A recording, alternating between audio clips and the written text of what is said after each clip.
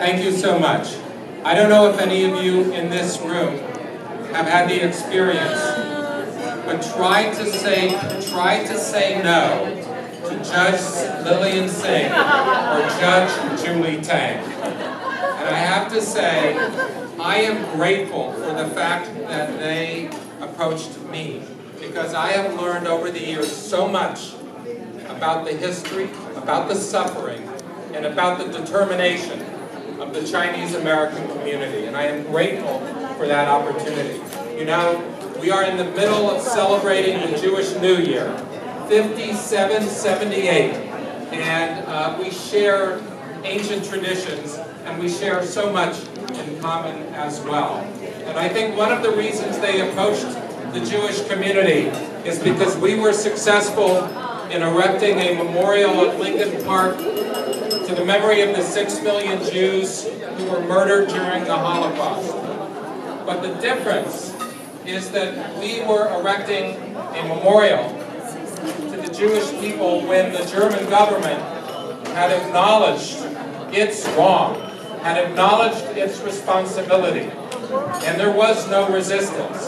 And to see what has been done in actually a relatively short period of time, because of the leadership of these dynamos and so many others in this coalition, is extraordinary, and I think something that everyone in this room should be so proud of. You know, at this time, it has never been more important to remember the lessons of history, because we all know that those who forget the lessons of history are doomed to repeat it. We live at a time of growing instability in the world and in our country, where we must remember what happens when human rights are ignored, when oppression is ignored, when hate grows, and we have a responsibility for that memory as people who have carried it in our own communities and in our own countries. And so the timing of the memorial to the Comfort Women could not be more appropriate and more necessary. And I was honored not only to have been part of the coalition, but to have learned so much through this process. I really can only share, as so many others have, my heartfelt congratulations on behalf of all. Thank you, Rabbi Doug Kahn. Now, Rabbi Doug Kahn, we're not going to have the inscription improved. I tell you, Doug Kahn helped us with the inscription and wrote a fabulous letter, and paralleling what happened to the Jewish Holocaust with what happened to us. And this time I'd like to bring up another fabulous woman, Karen Karamazov, who is the daughter of Fred Karamazov. Those of you who don't know about Fred Karamazov, he's a Japanese American who defied the executive order of President Roosevelt to intern the Japanese Americans. He was the only one that stood up and said, no, I'm not going to be interned.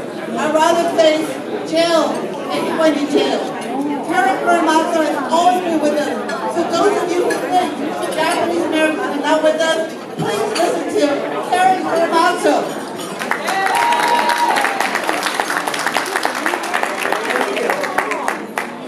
I too want to congratulate Judge Lillian Singh and Judge Julie Tang and the committee, who worked so hard and tirelessly to make this memorial a reality. My father never gave up hope for almost 40 years that someday he could reopen his U.S. Supreme Court case. And Julie and Lillian epitomized my father's commitment and dedication to standing up for what is right. They never gave up hope. San Francisco is an international sanctuary city. We are the gateway to Asia. We have the responsibility to make sure that the rest of the world understands the lessons of history so we don't repeat them again. We need to continually bring out the atrocities of World War II, even in the 21st century. And education is the key so that we don't make the same mistakes again. Through the Fred T. Korematsu Institute we have created curriculum kits we send out to teachers across this nation and around the world. So since 2011, we've impacted over 1 million teachers and 2 million students in all 50 states and 12 countries, including Japan and South Korea. Go to www.korematsuinstitute.org and have your teachers, your children's teachers and any teacher that you know sign up for these kits. And also what we're going to be doing is now adding the curriculum for the Comfort Women.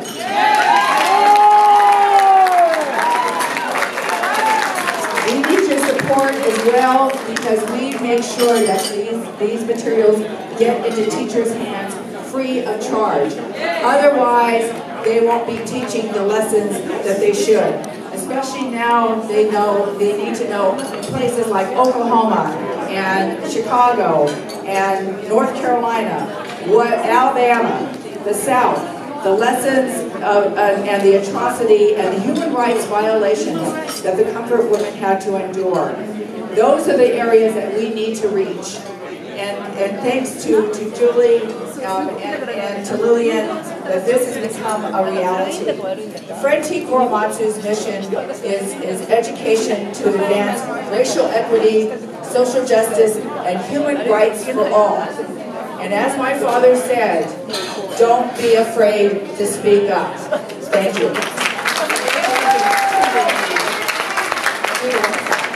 Donate through the Korematsu Institute website.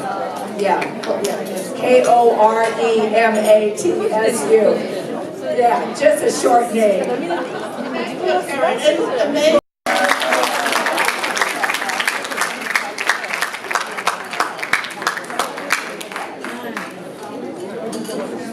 just want to say thank you to the judges. They are such an inspiration. They're like my role model. So I'm just grateful. I'm so grateful for the memorial being built. Today we remember the unspeakable. My own grandmother bore witness to the atrocities of World War II. She would tell me stories that she was married hastily because Japanese imperial soldiers would come into town and take young women. And her story is not unique. Like many other Asian American families, there are these family stories of incredible sadness, trauma, and shame that arise from World War II atrocities. And many students have talked about that. And so for the last 21 years, I've been a scholar and teacher in Asian American Studies. And my mission has been to speak about the unheard and to remember. Teaching about Comfort Women has been an opportunity to speak about the unspeakable that is part of so many family histories. When I lecture on the history of Comfort Women in my classroom, my students are often horrified. Often I have students that say, I never heard about this part of history. But sometimes I have students that say, can you tell me more? I've heard from my grandmother or my grandpa who witnessed this. I have an aunt, I have my grandma's sister, my grandma's friend, neighbor experiences. And so the story of grandmothers during this time period is one that has been passed down in families. As co-chair of the Comfort Women section of the Association of Asian American Studies with Professor Kay Fisher from Chicago College, she brought her students here. My role has been to lead nationally Asian American Studies scholars on the importance of remembering the Comfort Women. An important mission of Asian American Studies is to ensure students learn and reclaim their own families and community histories. Another mission of Asian American Studies is connecting the historical with their current day. We teach about Comfort Women in the classroom to students to recognize the relevance of issues of human trafficking and sexual violence today that still plagues our society. Finally, teaching about Comfort Women in our classrooms is also about collective responsibility to make sure these horrors are never forgotten or repeated again.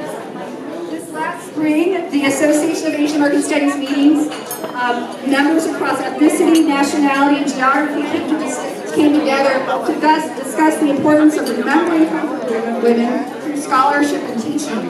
We also stood in solidarity with other fellow scholars in Japan who have been attacked by the Japanese government for their work in remembering the comfort women. Despite attempts by the current Japanese government towards historical denialism towards comfort women and constant attempts to stop comfort women memorials across the nation and the world, we are here and we are remembering. We are teaching the next generation to reclaim their history, to connect the comfort women experience to today, and to act collectively to ensure that history does not ever repeat itself. Nothing can stop us. We've just begun. Thank you so much. You know, there's so many people you want to recognize. There's one person who has done so much pro bono work. Without him, I don't think we could have installed the Comfort Women Memorial. And then there's David Kim from Cobell. David's actually from Los Angeles. But he was so wonderful. Dennis Kim asked him to help out. And Mr. David Kim took it on and did not charge us a dime. You know, I think he spent about $500,000 on this project. I can't believe it. San Francisco's awful with all these requirements. And every time we need something, David Kim very patiently provided for us. Julie Tang, I want you to say more. You know, Lennon and I do work hard, but one of our negative traits is that we exploit people, and we exploit David Kim thoroughly. We call him anytime, day and night. We expect him to do everything that we want him to do, and he's so wonderful. And Susan Pontius is the person in charge of the Asian mission. She also arrested this employee. So please, thank you, David. You're so wonderful. And you know what David said? David said, I'm happy because you know what? I am on the record as the architect of the San Francisco Comfort Women Memorial.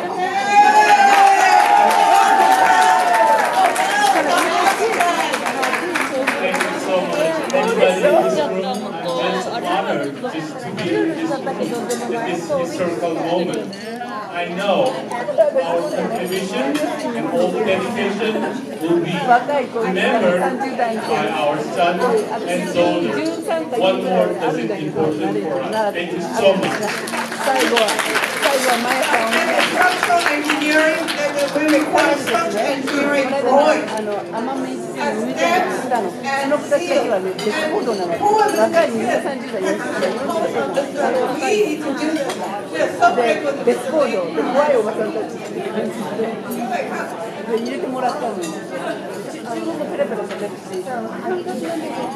宮本講座をやってる感覚が違うと思うだからそれ楽しみなのそのマヤさんところマヤのマイさん言わ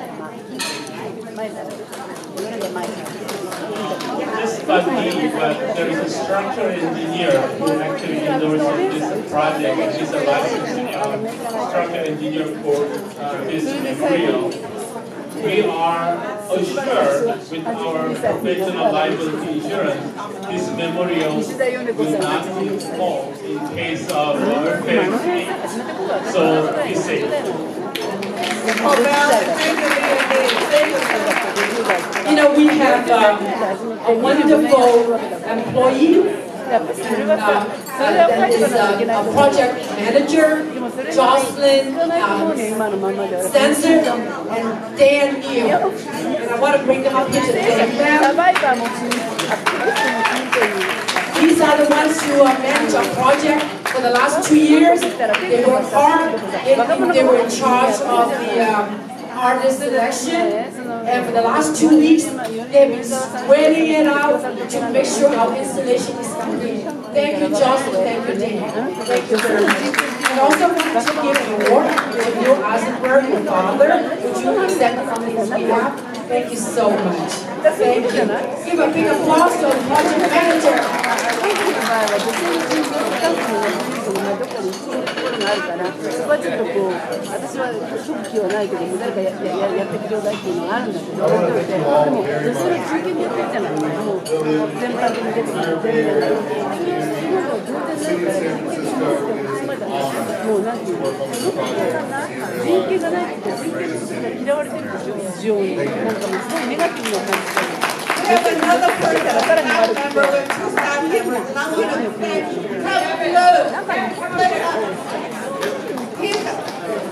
戦争責任が始まったらもう全然もうできない。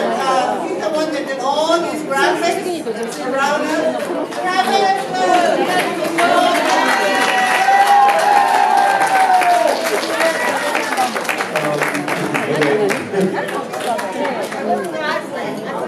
Wow, can't believe we're here today.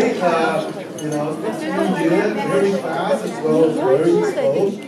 But we're here. Congratulations. モダンジャパンで一番嫌なのは一つは過去ね、エンペラ単純 Grandma Lee, Grandma. 日本でいうところそれと女性の人権でさ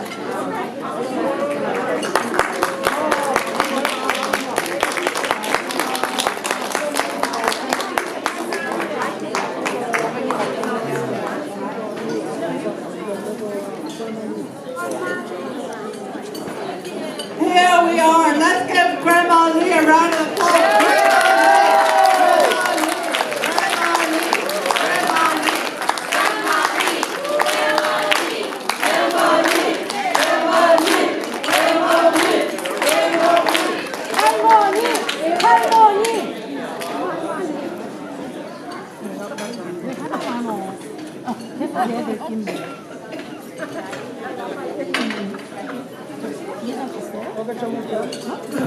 여러분, 제가 손을 드릴 것도 없고요. 노래를 하겠습니다. She's going to sing for you.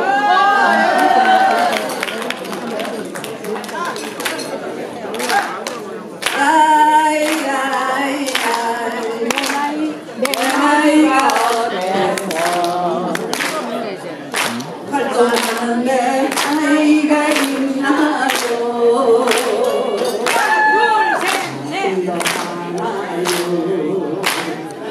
느낌도 하나요?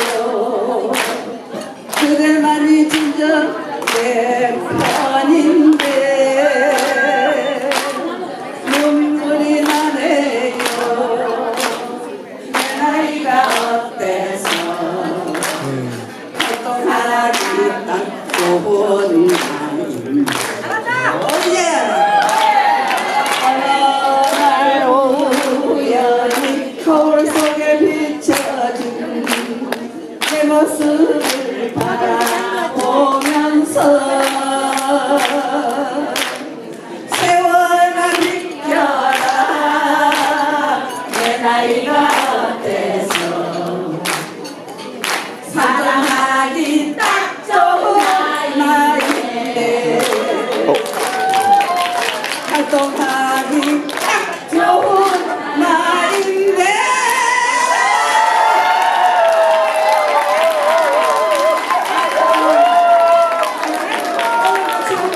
날이 없습니다.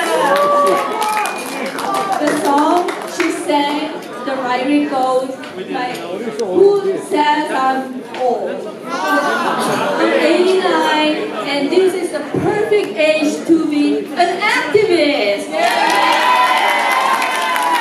Today is the happiest day of my life.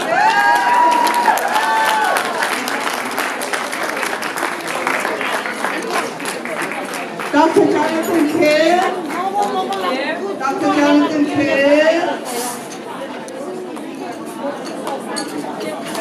Okay. Miho, you want to go to the next program?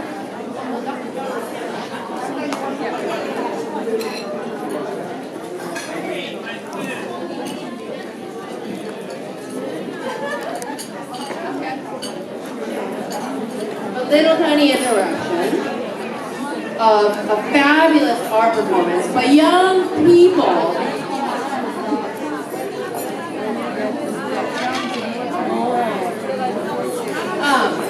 But before we, so what I was going to introduce is a very dynamic group of very young Filipino youth organizations that had actually committed to coming out here and doing a performance of their creative, arts here for us. But before we do that, I just want to acknowledge that we have somebody very dedicated to working in service of justice from Japan. Her name is Tomomi Yamaguchi. Professor Tomomi Yamaguchi is a professor of